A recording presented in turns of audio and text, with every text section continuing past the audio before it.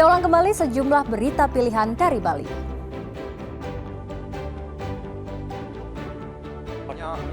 Semburan belerang menyebabkan puluhan ton ikan mati di Danau Batur, Kintamani, Bali.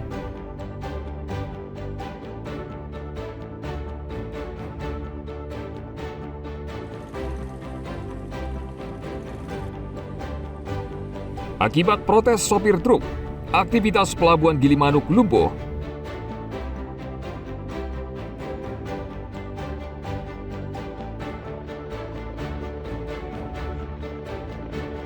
Tim Basarnas Denpasar mengevakuasi seorang pendaki asal Swiss yang mengalami kecelakaan di lereng Gunung Rinjani.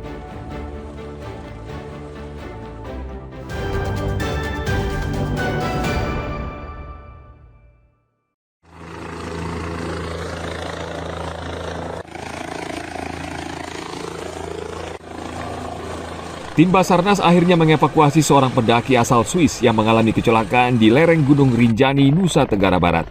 Benedict M. Menegger, warga negara Swiss pada hari Selasa 15 Juli, mendaki Gunung Rinjani melalui jalur Sembalun. Namun naas saat melintasi di jalur menuju Danau Segara Anak, ia tergelincir dan mengalami cedera serius pada tangan dan kaki. Balai Taman Nasional Gunung Rinjani dan Tim SAR Mataram langsung mengirim tim melalui darat dan udara. Tim darat diberangkatkan dari Pos Kayangan dan satu tim lagi menggunakan helikopter SGI Air Bali untuk proses evakuasi. Beruntung di lokasi kejadian, Benedict sempat mendapat pertolongan pertama dari seorang dokter yang kebetulan juga sedang mendaki. Sebelum evakuasi menggunakan heli, dari tim SAR gabungan dari kantor SAR Mataram juga melaksanakan evakuasi tersebut lewat darat. Akan langsung dievakuasi menuju Danau Segara Anak. Pada pukul 15.45 Malaysia bagian tengah, heli dan Air Bali terbang menuju lokasi dan selanjutnya sampai di lokasi akan mengevakuasi yaitu pada pukul 16.22 Indonesia bagian tengah. Dan selanjutnya pada pukul 16.40 take off dari lokasi kejadian tersebut. Dan sampai di sini di SGI, di helipadnya Air Bali pada pukul 17.30. Dan untuk dilaksanakan evakuasi oleh ambulan Nusa Medika dan akhirnya akan dibawa ke rumah sakit BMC yang ada di Kuta. Saat dievakuasi, korban dalam kondisi sadar, namun mengalami patah tulang pada tangan dan kaki. Ia kemudian dibawa ke Danau Segara Anak sebelum diterbangkan ke Bali. Benedict tiba di Pulau Bali sekitar pukul 5:30 sore dan langsung dilarikan ke rumah sakit BIMC guna mendapatkan perawatan lanjutan. Operasi penyelamatan melibatkan lebih dari 10 unsur, termasuk TNI Polri, Badan Penanggulangan Bencana Daerah, relawan Rinjani hingga porter dan guide lokal.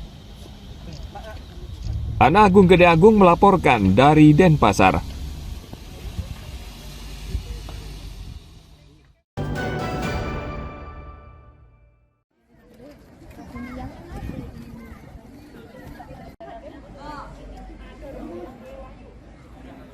Memasuki hari kedua pendaftaran ulang, ratusan calon murid baru bersama orang tua mereka mendatangi sejumlah SMA dan SMK di Kabupaten Karangasem.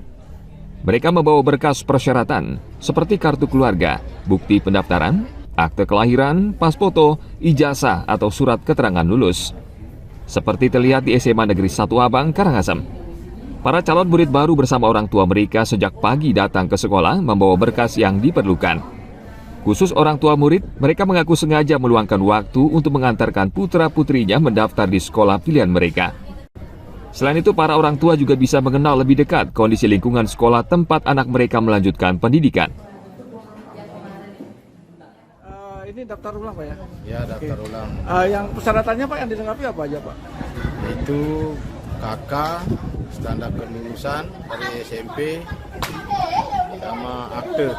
Akte Pak ya? Oke, sudah lengkap semua Pak? Sudah lengkap. Oke. Melalui jalur apa Pak ambilnya? Domisili. Domisili Pak ya. Oke. Kapan informasi untuk MPLS-nya Pak?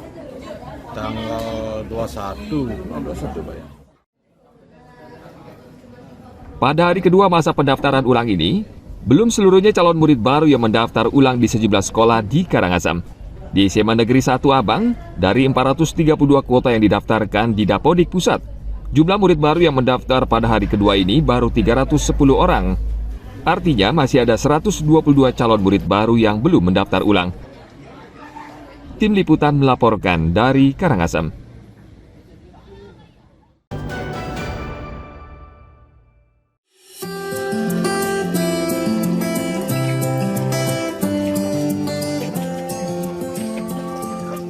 Usaha ini dirintis Muhammad Hoirul Anam sejak tahun 2011 lalu.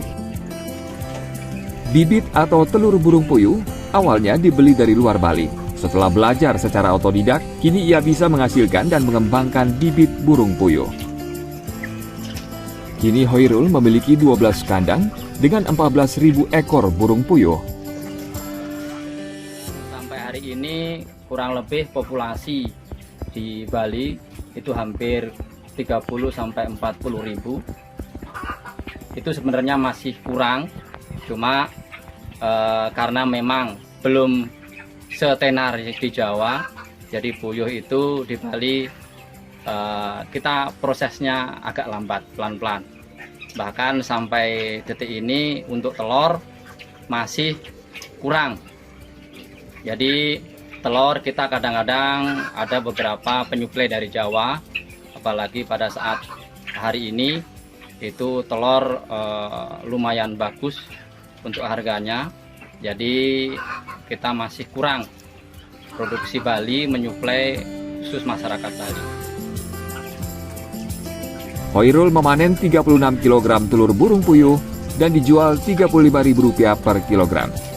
Dari beternak burung puyuh, ia mendapat penghasilan Rp30 juta lebih per bulan. Ia berharap mendapat bantuan usaha dari pemerintah agar usahanya semakin berkembang. Tim Liputan melaporkan dari Jemberana.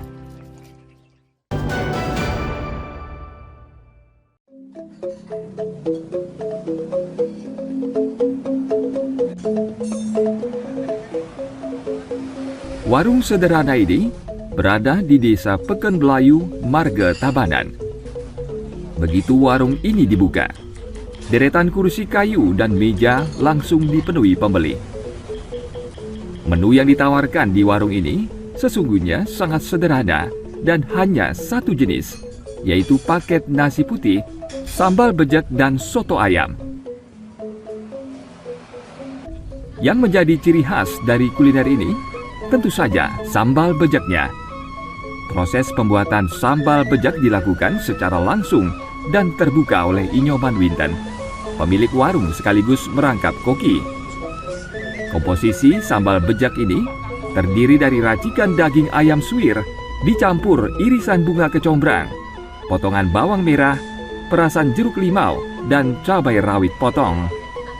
Tidak lupa diberi tambahan garam dan bumbu rahasia lainnya yang dimasukkan satu persatu ke dalam sebuah wadah atau cobek kayu.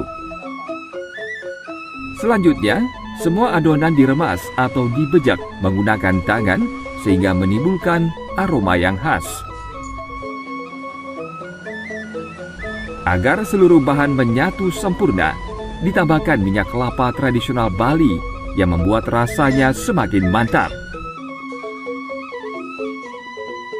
Semakin nikmat bila dalam hidangan ditambahkan semangkuk soto ayam lengkap dengan cekernya. Taburan bawang goreng dan pepes hati ayam juga ditambahkan dalam sepiring nasi putih. Untuk satu porsi lengkap, harganya sangat terjangkau, yakni hanya Rp20.000 saja. Mulai buka sekitar pukul 9 pagi, hanya dalam waktu 3 jam, 250 porsi nasi sambal bejek sudah habis dibeli pelanggan. Sambal bejek ini adalah kecombrangnya. Di tempat lain ada sambal mata, cuman dia tuh nggak pakai kecombrang. Dan minyaknya itu harus minyak kelapa asli. Ya. Pak, kenapa kok memakai kecombrang sebagai tambahan bumbu ini? Biar ada perbedaan dari tempat-tempat lain. Ini sudah sejak kapan ini Pak, warung ini Pak? Saya aja generasi kedua, saya aja udah 20 tahun. Sebelum Bapak itu kira-kira tahun 78 lah mulai. Kan cuma ditutu, panggang, sambal bejek, satu-satunya cuma ini aja. Ya, sementara rasanya beda lah. Si otentik Bali, kecombrang. Kalau Bali bilangnya bongkot, susah nyari bongkot sekarang. Pak sering Pak menikmati kuliner ini Pak? Ya sempat nonton. Mungkin sebulan bisa 2 kali, bisa sekali. Pokoknya sempat aja setiap lewat Tabanan pasti mampir di sini. Pedas atau seperti apa? Pas tuh lidah. Pas sih bagi saya. Pedasnya dapat, semuanya dapat. Ya. Yang paling favorit apanya nih Pak? Ayamnya atau apanya Pak? Sebenarnya pepesnya, makanya pagi-pagi sini ini rapinya. Kalau siangan dikit habis biasanya.